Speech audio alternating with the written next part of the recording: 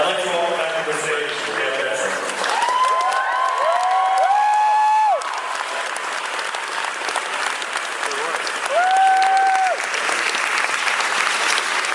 Thanks for powering through that, guys. That's 3 hours movie, or two. I have some friends here with me who helped me make this movie. Jess Weitzer.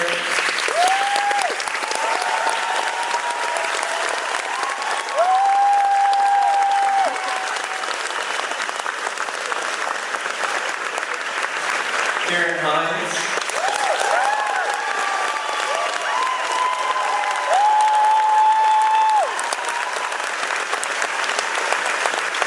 And I'm going to bring them all together, James McAvoy and Jessica Chastain.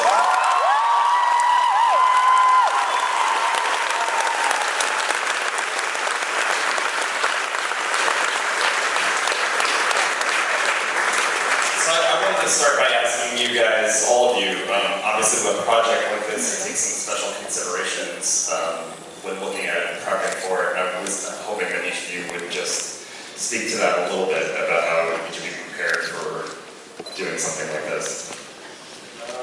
I spent 8 years working on preparing for this. So, I think it was just tons and tons of development for me, working with, the producer Cassandra Koulakundis and the wonderful collaborators we have, the crew, and I started working with Jess Chastain and Jess Weitzer actually rather early on the project. They were both involved at an early stage, and I think once the cast came together, we really just sort of went through the script and pushed it and ironed it out and kept ironing it out until we felt ready to go.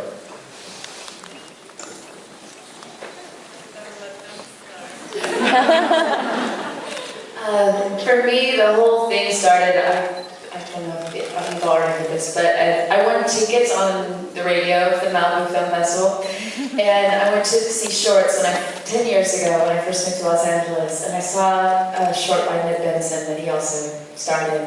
I saw him in the lobby of the movie theater, and I ran up to him when I first got to LA, and I said, "Hi, my name's Jessica Chastain. I think you're a genius. I'd love to work with you someday. Can I have my manager send you my reel?"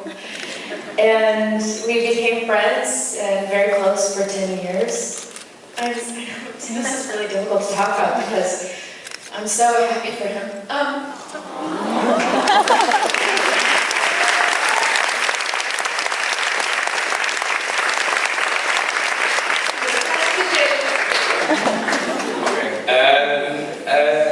It's a film about relationships, and it's a film about love, not just new love and passionate love necessarily, but it's a film about what it is, the marathon that it is to have a relationship. And I suppose there was no preparation done for this movie, because you read the script and it's so profoundly true of the experience of sharing your life with somebody else that you realise, fuck, I've already done the research.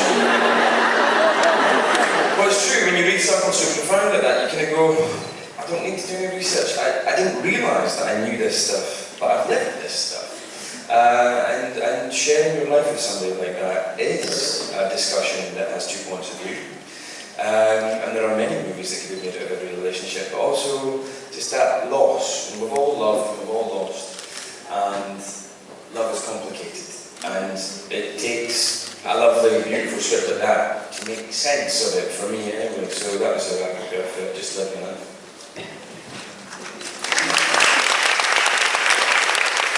I'm a little emotionally unhinged just now, because that's the first time I've seen this put together, and I was such a tender and delicate and funny and painful and beautiful piece of work by Ned. I'm just slightly off kilter at the moment, and I'm in awe of these people and their work.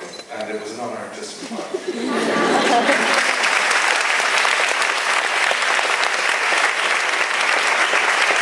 I'm in the exact same state because I just saw it for the first time too. And I love these two have been good friends of mine for over a decade, and Benson. I love it, and I'm just yeah, I'm in shock right now.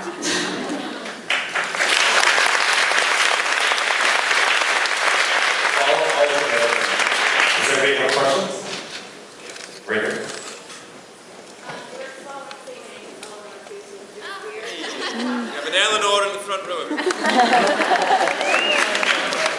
wanted to know if any of you discovered anything about yourself or your character in the film. The question was, did any of you discover anything new about yourselves through the characters you played in the film?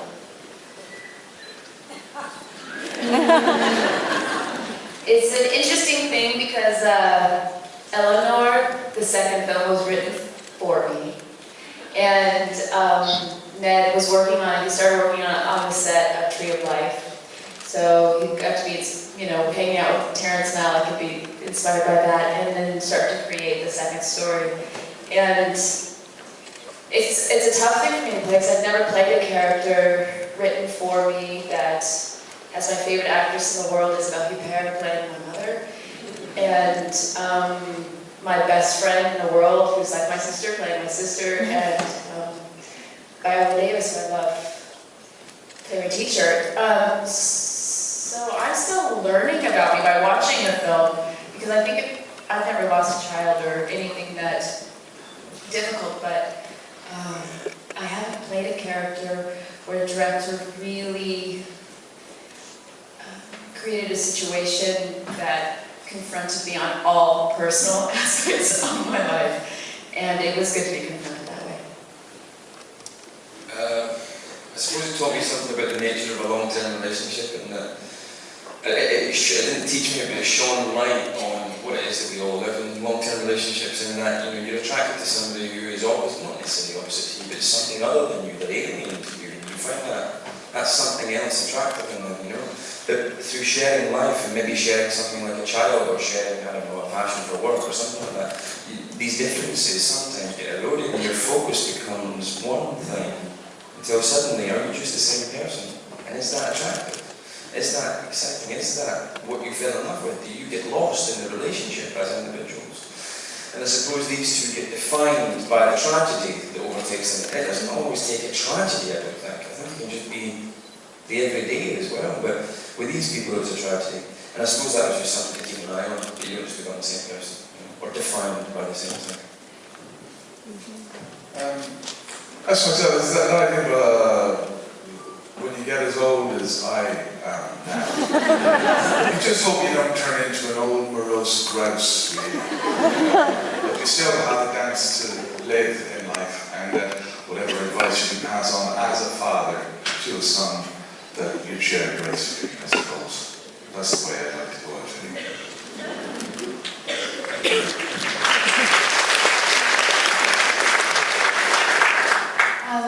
Well, as like a friend and a sister to her already, we went to Juilliard together and did every single play together for 4 years, and played sisters and mother and daughter. I was her mother in Romeo and Juliet, and it was nice so many years later to come back around after we've watched each other go through things personally and professionally, just in our lives, being there for each other as loving sisters, and it was nice to just put that in a movie and have that there. So.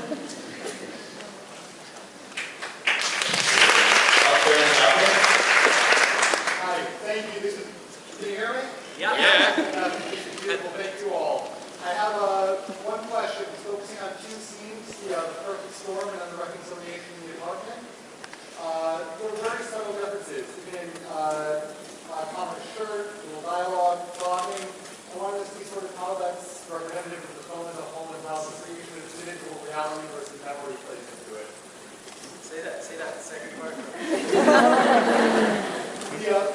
Looking at the two scenes and the subtle differences, if you look at both pieces of collective whole versus the individual stories, how sort of individual reality differs from memory and how those play into it. Well, I think, you know, for me, it was all about those subtle differences. So, you know, like in the perfect storm scene, as you call it, you know, I think it was the sort of the subtle changes in dialogue were, him taking responsibility for cheating on her and feeling awful about it, and then her realizing it in her version of it. Obviously, I shot the scenes very differently in terms of color palette and visual rhythm, but mostly on the day when we were rehearsing before shooting, I'd work with Jessica and James, and we'd sort of think about what their intentions were for each of the different scenes and what they would bring into those two scenes differently. And I didn't want it to be vastly different because I don't think this experience of us standing on this stage when we leave is going to be so completely different for each of us. We're just going to remember little bits and pieces of this event. So I wanted to sort of have a very similar scene, but what each of those characters took from that moment, what were the things that were more poignant for them and actually resonated with them more.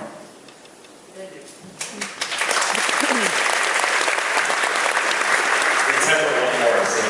I think this should be 101 on resource for relationships that are going through hard times. Because what I find amazing, I don't know about you, but how could such opposite people from totally opposite backgrounds ever make a goal to get together? And these flips that happen throughout life, people give up at a flip. It's just a big circle. It's normal. You made it appear so normal. It couldn't ever be perfect. There's always going to be problems. I agree, thank you. Is there one more question? I read that the next screening of the film is going to be shown in reverse order. That's correct. I'm curious, social reactions, if you think you have a preference for when the film is released, actually, which order will show it.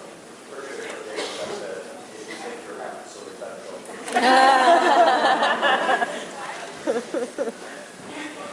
I wonder, perhaps, maybe you guys can answer this. I feel like whatever version you see first, you connect more with that person. So perhaps, I'm not sure, because you guys all saw the second version as well today, perhaps after his version, you thought, what was Eleanor thinking? He's so fantastic. But if you saw...